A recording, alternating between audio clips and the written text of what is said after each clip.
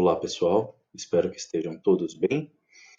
A videoaula de hoje, ela continua o capítulo 3 e vamos falar sobre sistemas químicos. Então, material na mão e vamos nessa. Para começar, gente, entende-se por sistema aquilo que está sendo estudado. Por exemplo, se você está estudando as características das águas de um rio, o sistema é o rio, tá certo?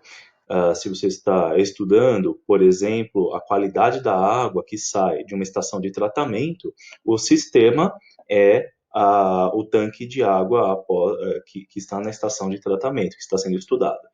Tá? Se você, por exemplo, vai estudar a composição de um determinado material, o seu sistema é aquele material. Beleza, gente? E, por consequência, entende-se por amostra, né, como sendo uma parte ou um pedaço do sistema todo, certo? Por exemplo, para se estudar as águas de um rio, se coleta amostras de água desse rio. Então, a amostra é o quê? É uma parte desse sistema que essa parte, essa amostra representa o sistema todo. Legal, gente? Então, essa é a diferença entre sistema, essa definição de sistema e a diferença entre sistema e amostra. Beleza, gente? Então, vamos seguir.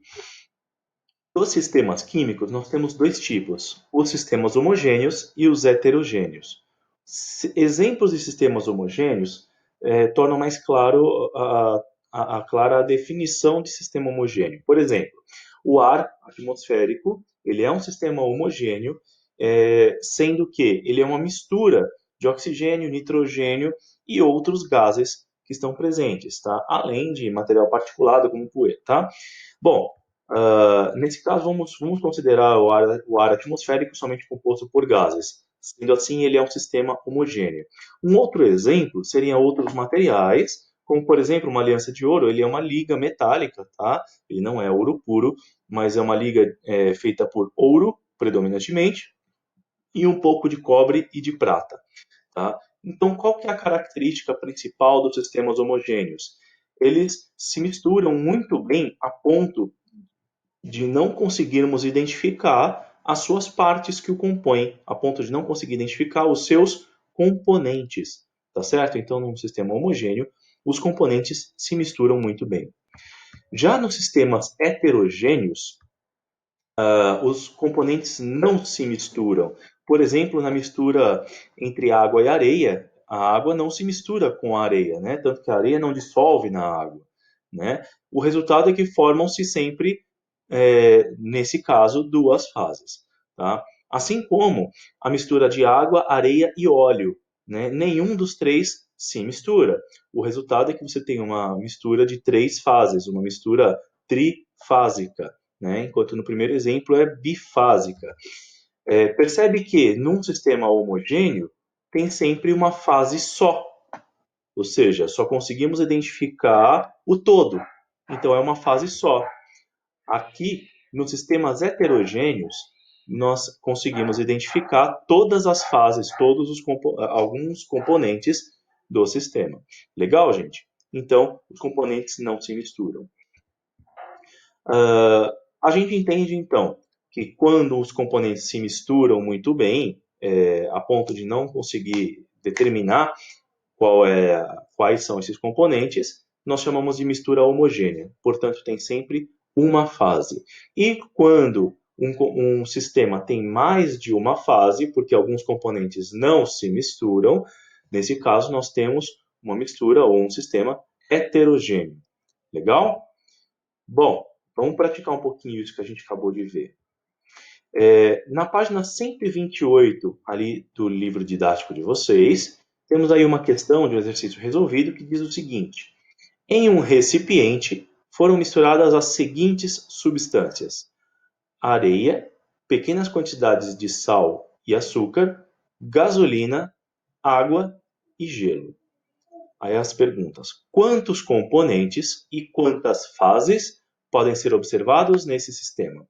A primeira pergunta é a mais fácil. Quantos componentes tem esse sistema? Bom, vamos contar. Tem areia, tem sal, açúcar, gasolina, água e gelo, tá?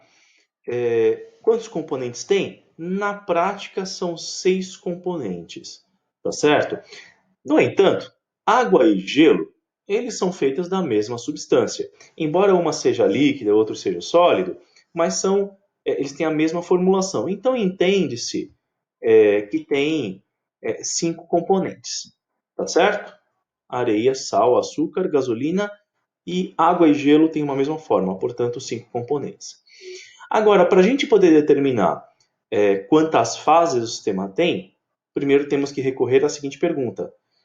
Vamos facilitar o nosso raciocínio, começando pelos solventes. Quantos solventes nós temos? Nós temos gasolina e temos água. Tá? Solvente é aquilo que dissolve o resto. Tá? Geralmente o solvente tratamos ele na fase líquida. Tá? Então, gasolina e água. Certo?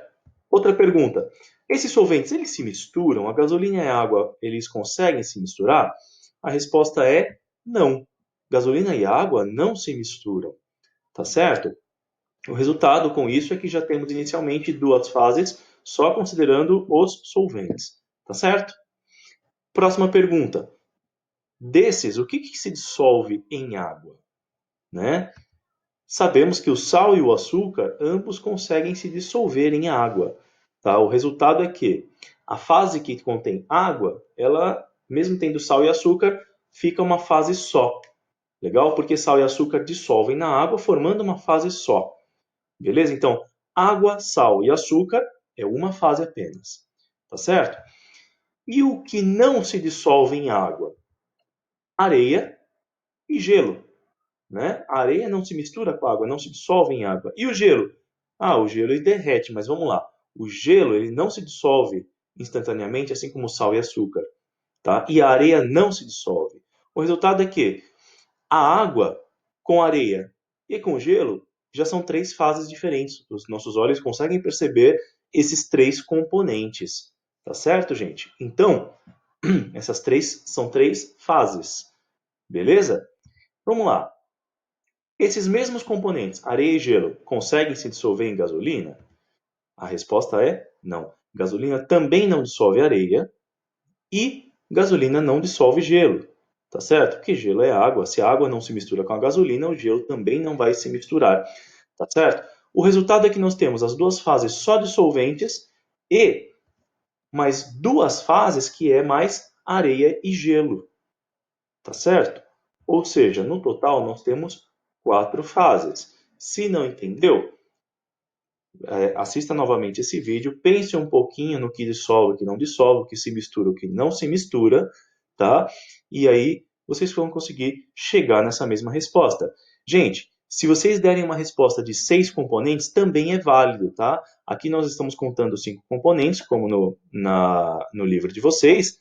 No entanto, 6 componentes também é uma resposta válida, que é areia, sal, açúcar, gasolina, água e gelo. Pode colocar 6 componentes, mesmo a água e o gelo tendo a mesma formulação, H2O, tá? Eles podem ser considerados como uma substância só, mas 2 componentes, né? Então, nesse caso, 6 componentes é até mais válido. Pode colocar, como 5 também é considerado. Legal, gente? Agora, as 4 fases são: uma é a gasolina, que não dissolve nenhum outro componente. Outra é a água com sal e açúcar. A outra é a areia e a outra é o gelo. Legal, gente? São as 4 fases do seu sistema aí. Pode desenhar que fica mais fácil. Beleza? Bom, esse vídeo é curtinho, ele acaba por aqui. Portanto, esse é um sistema polifásico, tem 4 fases, tá? Pode ser monofásico, que seria uma mistura homogênea. Bifásico ou difásico, 2 fases. Trifásico são 3 fásicos. E a partir de 4 fases chamamos de polifásico. Legal? Bom, a ideia é que vocês continuem praticando, tá? Portanto, tentem fazer sozinhos novamente esse mesmo exercício, resolvam os exercícios do livro de vocês e qualquer dúvida nós nos falamos pelo Zoom. Legal? Então, muito obrigado pela atenção de todos, um abraço para vocês e que a força esteja com vocês.